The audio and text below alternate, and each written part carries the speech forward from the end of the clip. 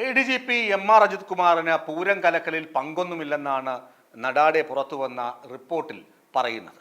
അല്ലെങ്കിൽ DIGക്കോ IGക്കോ ഇതിലൊന്നും പങ്കില്ല. അങ്കിത് അശോക് എന്ന താരതമ്യേന ജൂനിയറായ സിറ്റി പോലീസ് കമ്മീഷണർക്കാണ് പ്രശ്നം മുഴുവൻ പറ്റിയത്.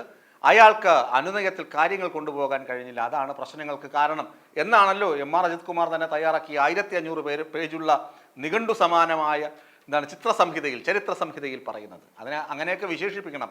കാരണം അത്രയും കള്ളമാണ് പടച്ചു വിട്ടിരിക്കുന്നതെന്ന് CPIക്കാരും ദേവസ്വങ്ങളും എതിർത്ത് പറയുന്നുണ്ട്. അതുകൊണ്ട് നമുക്കും ഉറപ്പിച്ച് തന്നെ പറയാം.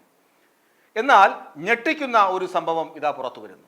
അതും പോലീസ് ഹെഡ്ക്വാർട്ടേഴ്സിൽ നിന്ന് ചോർന്ന് കിട്ടിയത് തന്നെയാണ്.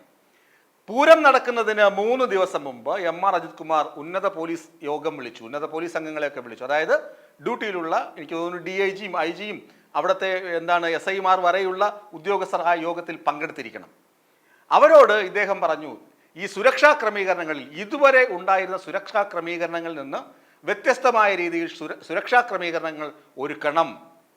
ഇങ്ങനെ നിർദ്ദേശിച്ചത് ADGP MR അജിത് കുമാറാണ്. സംസ്ഥാനത്തിന്റെ ക്രമസമാധാന പാലന ചുമതലയുള്ള MR അജിത് കുമാർ എന്ന ഞെട്ടിക്കുന്ന വിവരമാണ് പോലീസിന്റെ സോഴ്സുകൾ തന്നെ പുറത്തുവിട്ട് മാധ്യമങ്ങളിൽ നിറയുന്നത്. MR അജിത് കുമാർ പറഞ്ഞു, സുരക്ഷാ ക്രമീകരണങ്ങളിൽ മാറ്റം വരുത്തണം.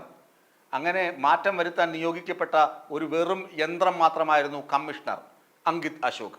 അയാൾ അതുപോലെയൊക്കെ ചെയ്തു. പ്രശ്നങ്ങൾ വന്നു. സുരേഷ് ഗോപി വന്ന് കൈവീശി ആരാധകരെ കൂട്ടി.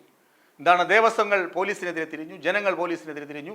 അങ്ങനെ പ്രശ്നങ്ങളായി, എല്ലാം വൈകി, പൂരം അലങ്കോലമായി. ഈ അലങ്കോലപ്പെട്ട പൂരത്തിനിടയിലേക്ക് MR അജിത് കുമാർ ആ രാത്രി 2 തവണ പോയി. 2 തവണ സ്ഥലം സന്ദർശിച്ചു.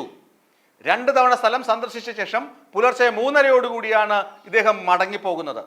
പുലർച്ചെ 3:30 മടങ്ങിപ്പോയത് മാത്രമല്ല, ഇദ്ദേഹം ഫോൺ സ്വിച്ച് ഓഫ് ചെയ്യുകയും ചെയ്തു. ഇതിൻ്റെയൊക്കെ രേഖകൾ കിട്ടിക്കാണില്ലേ പോലീസിന്? അന്വേഷണ റിപ്പോർട്ടിൽ ഇതൊക്കെ എന്തേ മുങ്ങിപ്പോയത്? ഇതൊക്കെ ഉന്നയിക്കുന്നത് ഹെഡ്ക്വാർട്ടേഴ്സിലെ ചില പോലീസ് കേന്ദ്രങ്ങൾ തന്നെയാണ്. ഇതെല്ലാം അവർക്ക് കൃത്യമായി കിട്ടുന്ന വിവരങ്ങളല്ലേ? അന്ന് ADGP അജിത് കുമാർ DGPക്ക് നൽകിയ വിശദീകരണം അതിനേക്കാൾ കോമഡിയാണ്. പുര കത്തുമ്പോൾ വാഴ വെട്ടുക എന്ന് കേട്ടിട്ടില്ലേ? അതുപോലൊരു കോമഡി. പൂരപ്പറമ്പിൽ ഇത്രയധികം പ്രശ്നങ്ങൾ നടക്കുന്നു, ക്രമസമാധാന പാലന ചുമതലയുള്ള ADGP അവിടെ ഉണ്ടായിരുന്നു, എന്നിട്ട് പെട്ടെന്ന് അവിടെ നിന്ന് മുങ്ങിയത് എന്തിനെന്നായിരുന്നു DGPയുടെ ചോദ്യം. MR അജിത് കുമാർ പറഞ്ഞത്, ഞാൻ മൂകാംബികയിലേക്കുള്ള യാത്രക്കിടയിലാണ് അവിടെ ഇറങ്ങിയത്. ഞാൻ അവിടെ ഇറങ്ങി, അതിനുശേഷം മൂകാംബികയിലേക്ക് തിരിച്ചുപോയി, അതുകൊണ്ടാണ് ഫോൺ സ്വിച്ച് ഓഫ് ചെയ്തത്. ഇത് കണ്ടപാടെ വിഴുങ്ങിയ DGP, ഇത് കേട്ടപാടെ ഇതാണ് ശരി എന്ന് പറഞ്ഞ് വിഴുങ്ങിയാണ് അങ്കിത് അശോകിൻ്റെ സ്ഥലം മാറ്റി വേറെ ഒരു പ്രാധാന്യവുമില്ലാത്തൊരു സ്ഥലത്ത് കൊണ്ടിരുത്തിയത്. ആലോചിച്ച് നോക്കണം. പൂരപ്പറമ്പിൽ പ്രശ്നങ്ങൾ നടക്കുമ്പോൾ MR അജിത് കുമാർ അവിടെ എത്തിയിരുന്നു. ആ ചിത്രങ്ങളും നമ്മൾ കണ്ടിട്ടുണ്ട്. ആരാധകരെ കൈവിരിച്ച മിഷിഹായെ പോലെ നിൽക്കുന്ന ചിത്രങ്ങളൊക്കെ അന്ന് പുറത്തു വന്നതാണ്. അപ്പോൾ ഇങ്ങനെയൊക്കെ സ്ഥലത്തുണ്ടായിരുന്ന ആൾ പെട്ടെന്ന് മൊബൈൽ സ്വിച്ച് ഓഫ് ചെയ്ത് വെച്ചിട്ട് മൂകാംബികയ്ക്ക് മുങ്ങിയത് എന്തിന് എന്ന ചോദ്യം ഉയരില്ലേ? ഏതായാലും അജിത് കുമാറിനെതിരെ ഞെട്ടിക്കുന്ന വിവരങ്ങളാണ് പുറത്തു വന്നുകൊണ്ടിരിക്കുന്നത്. ഇനി മറ്റൊന്ന്, അജിത് കുമാറിനെതിരെ PV അൻവർ ഉന്നയിച്ച ആരോപണങ്ങളെ തുടർന്ന് DGPയുടെ നേതൃത്വത്തിൽ ഒരു അന്വേഷണം നടന്നു. അന്വേഷണ റിപ്പോർട്ട് സമർപ്പിക്കാൻ ഒക്ടോബർ 2 വരെ സമയമുണ്ട്. അത് നീട്ടിയൊന്നും ചോദിക്കുന്നില്ല. DGP പറഞ്ഞു 3 ദിവസത്തിനകം ആ റിപ്പോർട്ട് സമർപ്പിക്കണം. 3 ദിവസം ആ സംഘത്തിലുള്ള ആളുകൾക്ക് കൊടുത്തിരിക്കുന്ന നിർദ്ദേശം പെട്ടെന്ന് തന്നെ റിപ്പോർട്ട് തരണം. ഇതൊക്കെ നമുക്ക് തോന്നാം ADGP MR അജിത് കുമാറിനെ തൊപ്പി തെറിക്കും, അല്ലെങ്കിൽ മാറ്റി നിർത്തുമെന്നൊക്കെ നമുക്ക് പ്രതീക്ഷിക്കാം. എങ്കിലും അങ്ങനെയൊന്നും ആയിരിക്കില്ല നടക്കാൻ പോകുന്നത്. കാരണം ഇത്രയധികം സത്യങ്ങൾ ഒന്നിനു പുറകെ ഒന്നൊന്നായി മാല കോർത്തതുപോലുള്ള ആരോപണങ്ങൾ മാത്രമല്ല, ആരോപണങ്ങൾക്ക് ബലം നൽകുന്ന തെളിവുകളും പുറത്തു വന്നിട്ടും MR അജിത് കുമാർ ഇപ്പോഴും അതേ കസേരയിൽ ഇരിക്കുകയാണ്. അതേ കസേരയിലിരുന്ന് സമാന്തരമായി അന്വേഷിക്കുകയാണ്. തനിക്കെതിരെ ഈ തെളിവുകൾ എവിടെ നിന്നാണ് പുറത്തു പോകുന്നത്?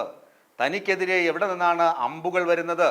PV അൻവറിന് ആയുധങ്ങൾ നൽകിയതാര്? ആയുധം എന്നതുകൊണ്ട് ഞാൻ ഉദ്ദേശിക്കുന്നത് MR അജിത് കുമാറിനെ എയ്യാനുള്ള ശരങ്ങൾ ആരാണ് നൽകിയത്?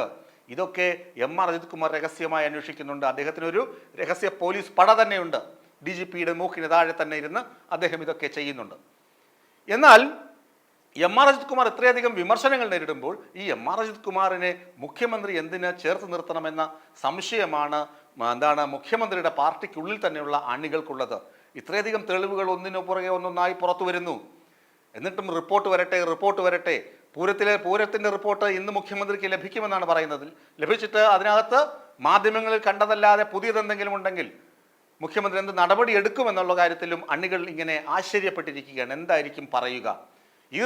നിലവിൽ പുറത്തു വന്ന വിവരങ്ങൾ അനുസരിച്ചാണെങ്കിൽ എം.ആർ. അജിത് കുമാറിനെ അദ്ദേഹം ഒരിക്കൽ കൂടി സ്നേഹാലിംഗനം ചെയ്യും. നിങ്ങൾ തെറ്റൊന്നും ചെയ്തിട്ടില്ല, നിങ്ങൾ മിടുക്കനാണ്, കേമനാണ്, ഇത്രയും വിശദമായ റിപ്പോർട്ട് 1500 പേജുള്ള റിപ്പോർട്ട് നിങ്ങൾ സമർപ്പിച്ചല്ലോ, കേമനാണ്, നിങ്ങളുടെ തൊപ്പിയിൽ ഒരു പൊൻതൂവൽ കൂടി ഇരിക്കട്ടെ എന്ന് പറഞ്ഞ് ഒരു സ്നേഹാലിംഗനം നൽകാനാണ് സാധ്യത കൂടുതൽ. ഇനി മറ്റൊന്ന് അതിലുണ്ടെങ്കിൽ, എന്തെങ്കിലും പ്രശ്നങ്ങൾ അതിൽ നിന്ന് കണ്ടെത്താൻ കഴിയുകയാണെങ്കിൽ എന്ത് നടപടിയാകും മുഖ്യമന്ത്രി സ്വീകരിക്കുക എന്ന് അറിയാൻ കാത്തിരിക്കുകയാണ് ആ പാർട്ടി അംഗങ്ങളും അതുപോലെ തന്നെ കേരള ജനതയും. ഈ വീഡിയോ നിങ്ങൾക്ക് ഇഷ്ടമായാൽ ലൈക്ക് ചെയ്യുക. കൂടുതൽ വീഡിയോകൾക്കായി യോഗനാഥം ന്യൂസ് ചാനൽ സബ്സ്ക്രൈബ് ചെയ്യുക.